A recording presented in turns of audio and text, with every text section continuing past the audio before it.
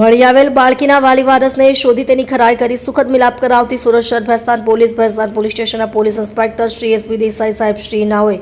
હાલમાં ગુમ અપહરણ થયેલ બાળકોને શોધી કાઢવા માટે આપેલ સૂચના તથા સર્વેલન્સ સ્ટાફના પોલીસ સબ ઇન્સ્પેક્ટર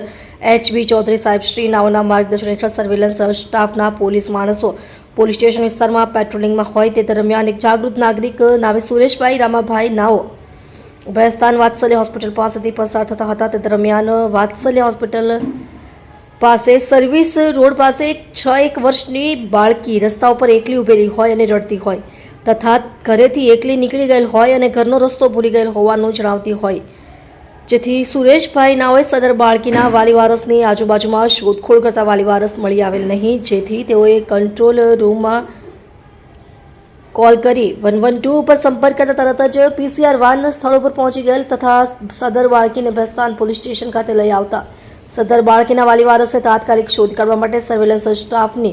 તથા શ્રી ટીમની અલગ અલગ ટીમો બનાવી મળી આવેલ બાળકીનો ફોટો વિવિધ સોશિયલ મીડિયા ગ્રુપમાં મોકલેલ. સદર બાળકી ગુમ બાબતે જાહેર સ્થળો, રેલવે સ્ટેશન, બસ સ્ટેશન, બાગ બગીચા વગેરે જગ્યાઓએ જાહેરાત કરેલ તથા આજુબાજુ લગાવેલ સીસીટીવી કેમેરા ચકાસી તથા અલગ અલગ સોસાયટીઓ તથા જગ્યાઓ પર સઘન શોધખોળ કરતા રાત્રિની સર્વેલન્સ ટીમ તથા શ્રી ટીમ દ્વારા સદર ગુમ થનાર બાળકીની માતા નામે સાવિત્રી દેવી ભયારામ નિષાદ ઉંમર વર્ષ 40 રહે પ્લોટ નંબર 64 છલિયાનગર ભેસ્તાન સુરત નાઓનો સંપર્ક થતા તેઓને ભેસ્તાન પોલીસ સ્ટેશન ખાતે લઈ આવી મળી આવેલ બાળકી નામે નૈના ભયારાવ નિષાદ ઉંમર વર્ષ 6 નાઓનો જન્મનો દાખલો તથા બાળકીના માતાના આધાર કાર્ડની ખરાઈ કરી મળી આવેલ બાળકીનો કબજો સહી સલામત હાલતમાં તેની માતાને સોંપી પ્રશંસનીય કામગીરી કરેલ છે. તમે જોઈ રહ્યા છો DNY ન્યૂઝ ચેનલ રમન કૌરની સાથે.